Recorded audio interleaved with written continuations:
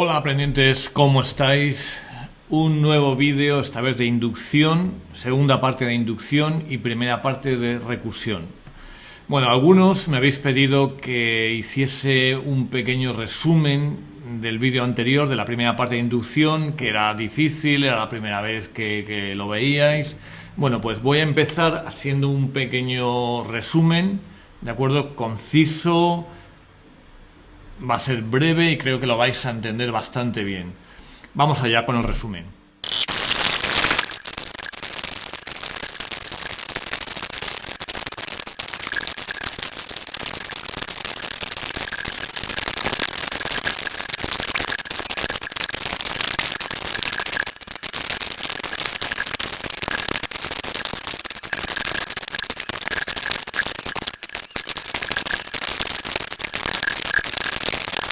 Bueno, pues tras el resumen, que creo que ha quedado bastante claro, vamos a empezar con la segunda parte de inducción. Principio de inducción fuerte. Vale, este es otro principio diferente al principio anterior, que se suele llamar principio débil, porque este tiene una hipótesis más fuerte que el otro principio. El otro principio tenía dos partes. El paso base, que decía, vamos a ver que P de 0 es cierta, o en general P de K. Y luego teníamos un paso inductivo que decía, si P de n es cierta, entonces P de n más 1 ha de ser cierta, y si esas dos hipótesis eran correctas, entonces la propiedad era cierta para todo n. Esto es lo que hemos visto en el resumen. Y ahora lo que tenemos es más fuerte, porque en realidad la inducción débil, la primera inducción, lo que te dice es, si eres capaz de descomponer tu propiedad para n más 1 en términos de la propiedad para n y se cumple el paso base, pues entonces se cumple siempre. Pero no siempre toda propiedad se puede descomponer en términos del número anterior. Es decir, no siempre P de n más 1 es descomponible en términos de P de n. A veces se puede descomponer en términos de números inferiores. Muy frecuentemente en informática, en computación, tienes que una propiedad para n se descompone en términos de propiedad para n medios o n tercios, no para n menos 1. En ese caso, la inducción débil, la inducción habitual no te sirve. Por eso está la inducción fuerte. La inducción fuerte tiene varias formas, vamos a ver dos. La primera dice, mis hipótesis son la propiedad P0 es cierta, y ahora para todo n, cada vez que tengas que de P0 a Pn todas las propiedades son ciertas, entonces P de n más 1 es verdadera. Si tienes estas dos cosas, entonces P de n es verdadera para todo n. ¿Vale? Ahora vamos a ver un ejemplo que es probar que todo número natural tiene una descomposición en factores primos. Vamos a usar la inducción fuerte. Vamos a ver la segunda forma de la inducción fuerte. Esta segunda forma se ocupa de casos en que la propiedad para n depende de varios términos anteriores, ¿de acuerdo? Típicamente, pues estoy pensando en la sucesión de Fibonacci, donde es la suma de los dos términos anteriores. La inducción normal no te valdría, porque solamente te habla del término anterior. Entonces tendríamos que usar este tipo de inducción fuerte. En general sería, tienes que el paso base es P de m es cierta para valores entre 0 y k, donde k es un número fijo, que normalmente es el número de pasos que influyen en n. Y ahora, si tomas un n mayor que k y P de m es cierta para m menor que n, es decir, P de m es cierta entre k y n, si todo eso implica que P de n más 1 es también cierta, entonces con estas dos hipótesis, la conclusión de este teorema es que P de n es cierta para todo n. Aquí es muy importante darse cuenta de cómo funcionan los cuantificadores, ¿de acuerdo? Vamos a llamar inducción fuerte a cualquiera de estos dos resultados. Problema 3.2.17. Vamos a usar el principio de inducción fuerte. Tenemos un número natural mayor o igual que 2. Probar que se puede descomponer el producto de uno o más números primos. Vale, vamos a usar inducción fuerte. Problema 3.2.17. Sea n un número natural mayor o igual que 2. Probar que se puede descomponer el producto de uno o más números primos. Vamos a probar este resultado por inducción fuerte, ¿de acuerdo? Paso base, está claro que si n es igual a 2, la propiedad es cierta, 2 es un número primo y la descomposición es sí mismo. Paso inductivo, supongamos que la propiedad es cierta desde que k igual a 2 hasta k igual a n, y vamos a probar que entonces va a ser cierta para n más 1. Si n más 1 es un número primo, entonces el mismo es su descomposición en factores primos, y se acabó. Vale, si no lo es, existen dos números p y q tal que n más 1 es p por q. Bien, necesariamente p y q son menores que n más 1. Y entonces ahora aplicamos la hipótesis de inducción a p y a q y tenemos una descomposición en factores primos de p y de q. Entonces su producto va a ser una descomposición en factores primos de n más 1. Como veis, un resultado muy elegante, un resultado bastante potente. Este es el teorema fundamental de la aritmética, que ha sido probado de una manera muy bella, muy elegante, muy concisa. Esto es lo grande de la inducción. Vamos a hablar del algoritmo de Euclides, que es un algoritmo para calcular el máximo común divisor de dos enteros, ¿vale? Si no lo habéis oído hablar mucho, los repetidores podéis ir a las notas de la asignatura de álgebra del año pasado o ir a internet, si no se recuerda. Vamos a probar que el algoritmo es correcto. Voy a describir primero el algoritmo y después voy a probar que es correcto. El algoritmo de Euclides es un procedimiento para calcular el máximo común divisor de dos números enteros positivos, a y b, donde a es mayor que b. Y se basa en la siguiente idea. Voy a dividir a entre b con una división entera y entonces tendría la ecuación que dice a igual a b por q más r. Q es el cociente y r es el resto. El resto, como sabemos, cumple que es mayor o igual que 0, pero menor o igual que b menos 1. Vamos a denotar, por el pseudocódigo que viene a continuación, vamos a denotar r por a porcentaje b, que es una notación bastante habitual en programación. Entonces, ahora la idea es lo siguiente. Si d es el máximo común divisor de a y b, voy a dividir la ecuación anterior, esta ecuación, a igual a b por q más r, por d. Y entonces ocurre lo siguiente. A entre d es un número entero, porque d es divisor de a. B entre d es un número entero, porque d es un divisor de b. Y por tanto, r entre d es un número entero. Esto significa, y aquí está la brillantez de la idea de Euclides, que el máximo común divisor de a y b es igual al máximo común divisor de b y r, de a porcentaje b. Y esta idea se puede aplicar de manera recursiva hasta que b llega a hacerse 0. Y entonces el máximo común divisor sencillamente va a ser a. Es una idea muy bonita. El pseudocódigo para ese algoritmo está aquí. Claramente este algoritmo tiene estructura recursiva, se llama a sí mismo. En esta parte aquí, vamos a sacar un rectangulito. En esta parte que dice aquí el máximo común divisor de a y b es el máximo común divisor de b, coma, el resto de la división entre a y b, ahí es la parte recursiva.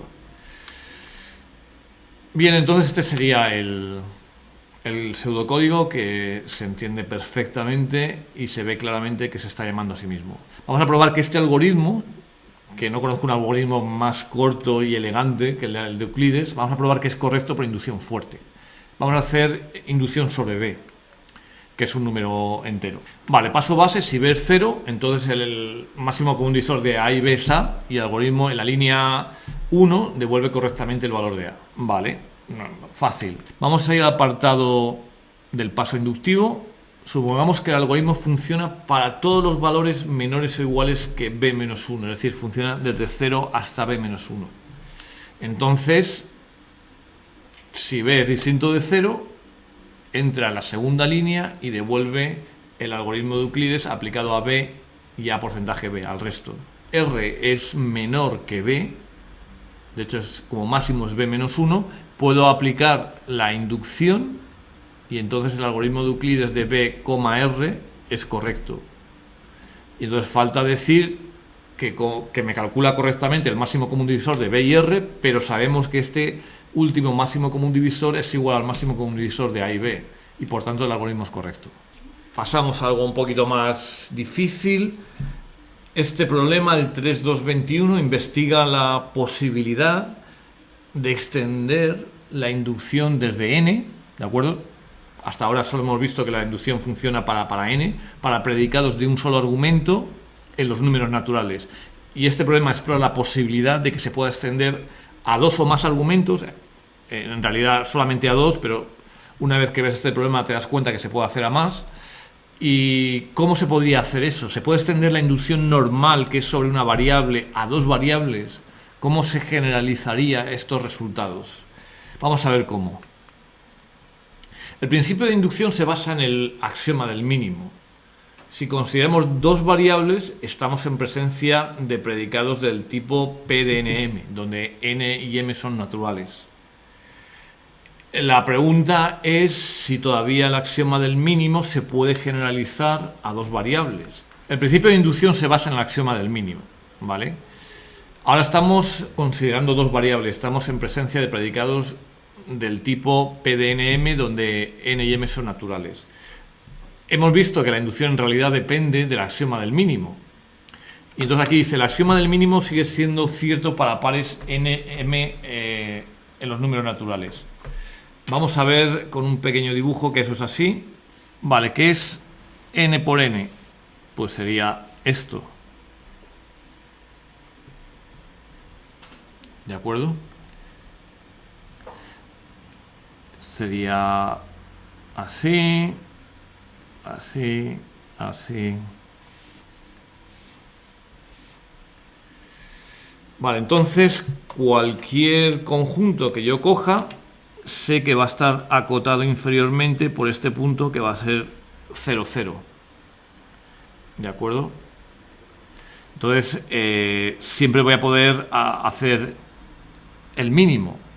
Vale, básicamente, si tú me das un conjunto de números naturales, diría que primero hallo el mínimo sobre la x y luego hallaría el mínimo sobre la y. Y jugando con esas dos ideas, podría encontrar un elemento mínimo.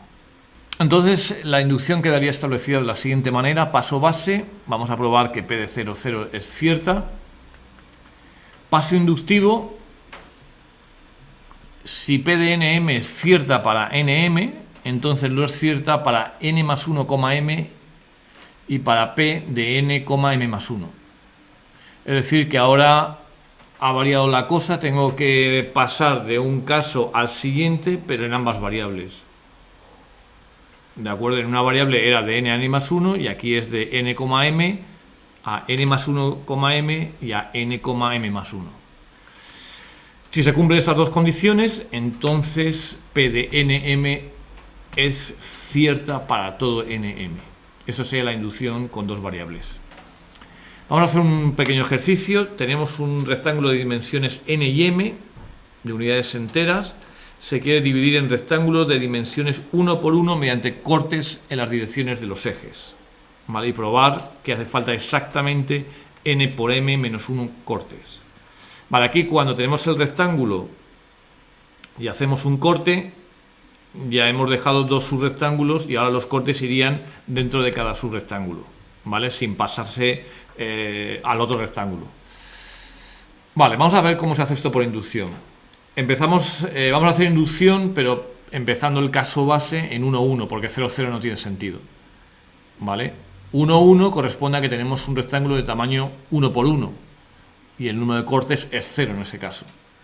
Miramos la fórmula y dice P de 1, 1 es igual a n por m menos 1, que da 0. Y por tanto el caso base es cierto. Paso inductivo. Vamos a probar que P de nm implica dos cosas, P de n más 1m y P de n, m más 1. Empezamos por la primera. Queremos reducir el caso de un rectángulo de n más 1 por m al caso de n por m. Entonces lo que tendría que hacer es primero un corte aquí. Voy a hacer uno de mis famosos rectangulitos. Primero tendría que hacer este corte aquí. ¿Vale? Y he pasado de n más 1 a nm. Pero me estoy dejando todo este rectángulo aquí, este que marco, sin dividir. ahí tendría que añadir m-1 segmentos para dejar dividido ese rectángulo de 1 por m en m-1 rectángulos. Perdón, en m rectángulos. Pero que lo hago con m-1 cortes. Y entonces me quedaría lo siguiente: p de n más 1, m es p de nm, ¿vale? Estoy aplicando la hipótesis de inducción más m. Saco factor común m y me queda n más 1, m menos 1, que es lo que estaba buscando, ¿vale? Esto sería la primera parte del paso inductivo. Ahora viene la segunda, que es pasar de n por m más 1 al caso n por m en los rectángulos. Usando un argumento análogo, saco aquí otro famoso rectángulo. Esto quedaría así. Primero meto ahí un corte y paso de n, m más 1 a nm. Pero entonces me queda un rectángulo de 1 por n sin cortar. Lo tendría que cortar, solamente hay una manera de cortarlo, que es con segmentos de longitud 1, y tendría que añadir n menos 1 de esos segmentos. Entonces me quedaría p de n, m más 1 igual a p de nm más 1 más n menos 1, es decir, más n. Y aplico la hipótesis de inducción aquí abajo y saco factor común n y me queda n por m más 1 menos 1, que es lo que queríamos probar. Bonito problema. Pasamos a la segunda parte del vídeo de hoy: recursión. Una cosa esencial en computación. No lo puedo enfatizar más, no sé. ¿Qué es una definición recursiva? Bueno, pues cuando un objeto está definido en términos de sí mismo con objetos más pequeños. Esto es una definición muy abstracta. Vamos a ver con ejemplos concretos cómo se visualiza. Una definición recursiva tiene dos partes bien diferenciadas. Uno, la regla básica o condición inicial, y siempre es una definición explícita, no recursiva. Esto es bastante importante, ¿vale? Esa definición pues da algunos elementos, algunos valores, depende de lo que estemos hablando. No siempre las definiciones recursivas son sobre números, también pueden ser sobre conjuntos no numéricos. Y luego tenemos una parte que es la regla recursiva, y es aquí donde aparece la definición con respecto a sí misma, ¿vale? Estos valores que he dicho al principio de la regla básica marcan dónde termina la recursión. La idea es que yo tengo un objeto que se puede definir en términos de sí mismo con menor tamaño, y entonces empiezo a aplicar repetidamente esa definición recursiva hasta que llego a la regla básica, donde mis valores o mis elementos ya están establecidos de manera explícita, y entonces ahí se acaba la recursión. Lo que vamos a ver en este tema de recursión es cuando este proceso está bien definido y es correcto. No te da o bucles o te da cosas inconsistentes. Eso es bastante importante para la computación. Vale, vamos a empezar con un ejemplo fácil: la función factorial, que es n factorial, es multiplicar a partir de n todos los términos hacia abajo hasta que llego al 1. Una definición recursiva sería f de 0 es 1 y f de n es igual a n por f de n menos 1. Esta definición de n factorial, n por n menos 1, por n menos 2, bla bla, por 3, por 2, por 1, sería la explícita. Aquí lo que tengo es la recursiva. Esta parte de aquí es la regla básica, esto que marco con mi famoso rectángulo, y esto que marco aquí es la parte recursiva, ¿de acuerdo? Obviamente la parte recursiva pues se ve que se está llamando a sí misma, pero con un parámetro menor. Vamos a hacer este problema, el problema de los palillos. Dice sea n el número de palillos que aparecen en la enésima figura que está aquí. Primero tenemos un triangulito, luego con 3 palillos nada más, luego tenemos uno más grande y luego tenemos uno aún más grande. Dice hallar una expresión recursiva y otra explícita de c de n. Probar por inducción sobre n que ambas expresiones coinciden. Vale, vamos a ver la expresión recursiva y la expresión explícita. Vamos a llamar C1 de n a la expresión recursiva y C2 de n a la explícita. Y vamos a llamar Q de n al conjunto de palillos para n. Voy a poner la cámara para ver cómo funciona la estructura recursiva de este conjunto de palillos. Bien.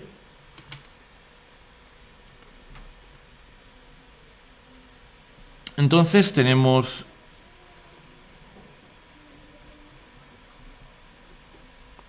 esto sería C de unos 3, esto sería mi conjunto Q de 1. ¿Vale? Ahora el siguiente es básicamente copio este y me fijo en estos dos puntos de aquí.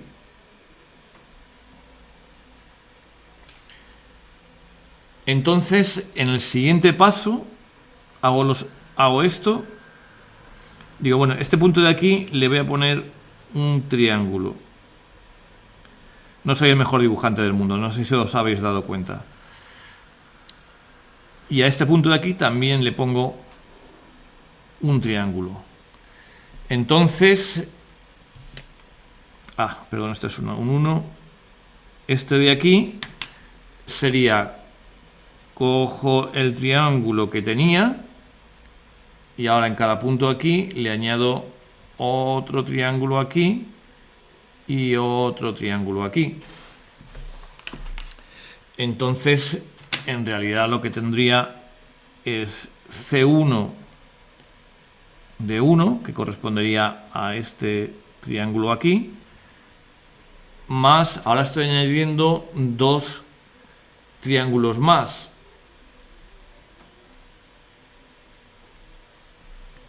Que tienen 3 lados cada uno. ¿De acuerdo? Si continúo, ahora cogería... Voy a hacer un poco de trampas aquí.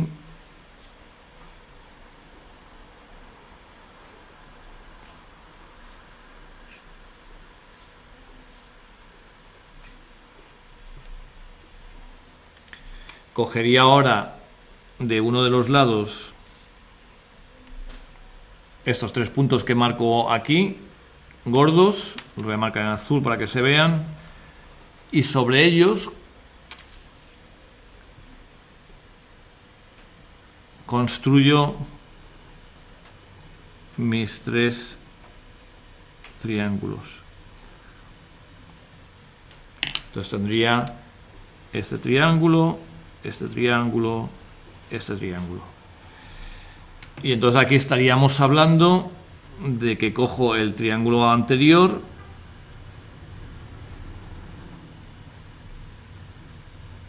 y ahora añado 3. Fijaos que ese 3 va a ser mi n aquí y aquí también. Ese 3 aquí ha sido, en este caso, que se vea bien, esto ha sido mi n. ¿Vale? Esto ya me da mucho, vamos a ponerlo aquí que se vea bien, me da mucha información sobre la estructura recursiva que tiene este conjunto de palillos. Vamos a volver a la presentación. Y eso sería como queda la expresión recursiva. Dice c de 1 de n es c de 1 igual a 3 para n igual a 1 y el anterior más 3n cuando n es mayor o igual que 2. Vale, ahí está la expresión recursiva. Ahí está la expresión recursiva. Y ahora vamos a ver la explícita. Para la explícita me da unos cuantos valores, ¿no? Y entonces veo que es 3, luego es 3 más 6, luego es 3 más 6 más 9.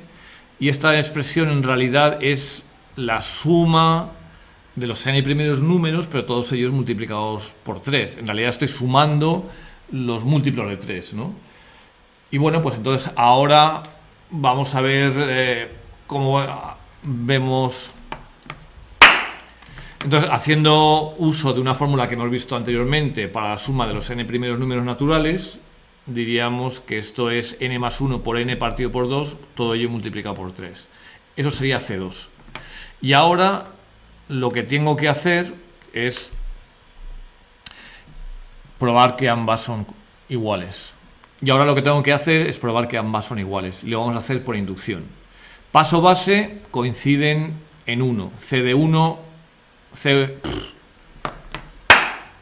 C1 de 1 es 3 y C2 de 1 es 3 también. Luego este paso fácil está probado.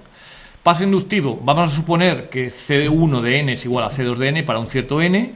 Y vamos a probar que entonces C de 1 de n más 1 es igual a C de 2 de n más 1. Vale, empezamos con C de 1 de n más 1 porque tiene la estructura recursiva y sabemos que eso es C de 1 de n más 3n. Entonces ya en este momento puedo aplicar la hipótesis de inducción y en lugar de C1n escribir 3 por n más 1 entre n partido por 2, que eso sería C2 de n. ¿De acuerdo? Paso a común denominador. ¿De acuerdo? Que sería multiplicar por 2 el n más 1 y sacar el 3 fuera. Y al final me queda n cuadrado más 3n más 2. Casualmente n cuadrado más 3n más 2 es n más 2 por n más 1, que es exactamente lo que tengo que encontrarme en C2 de n más 1. Y por tanto está aprobado. Problema 344. Definir recursivamente las fórmulas lógicas y el árbol estructural de una fórmula. Voy a hacer la segunda parte, el árbol estructural. Problema 344. Definir recursivamente las fórmulas lógicas y el árbol estructural de una fórmula. Voy a hacer la segunda parte, el árbol estructural. La regla básica va a ser la primera de las reglas del árbol estructural, que decía que si f es una fórmula atómica, entonces el árbol es sí mismo. Luego había dos casos. Si el conectivo principal era una negación, entonces lo que hacíamos era poner como nodo la negación de f y debajo el árbol estructural de f, del resto de la fórmula. Aquí se ve la parte recursiva porque el árbol estructural se está llamando a sí mismo sobre una fórmula menor. Y luego cuando había un conectivo binario, abríamos en 2, dejábamos la fórmula arriba y teníamos árbol estructural de f a la izquierda y árbol estructural de g a la derecha. Y esto sería la definición recursiva. Como veis, ya habían aparecido antes las definiciones recursivas. 3, 4, 6. Tenemos un conjunto no vacío y se considera el conjunto sigma estrella de todas las cadenas que se pueden formar con elementos de sigma. Sigma es nuestro conjunto no vacío. Y queremos una definición recursiva de sigma estrella. Bueno, vamos a considerar epsilon la cadena vacía, ¿vale? La vamos a necesitar. Y la definición recursiva va como sigue. El vacío es una cadena de sigma estrella, ¿vale? Por convención. Ahora, si A1 es un carácter del alfabeto del conjunto no vacío, que lo llamamos alfabeto, entonces A1 entre paréntesis es una cadena, ¿vale? Esto básicamente me está diciendo que los elementos de sigma son siempre listas. Y ahora lo que hago es lo siguiente. Si tengo una lista de longitud k, es decir, que tiene k elementos, si meto un elemento más y lo pongo entre paréntesis, eso es una cadena de sigma estrella. Y como veis, aquí se ve la estructura recursiva de este conjunto. Vale, para terminar, operaciones en listas, que dan mucho juego para estudiar la recursividad. Una lista se puede considerar como un conjunto de cadenas. De hecho, el problema 346 te introduce en ello. Entonces, la longitud de L1 es la longitud de la lista, ¿vale? Una lista puede ser plana o no. La definición que está aquí es de listas planas, de conjunto de cadenas planas.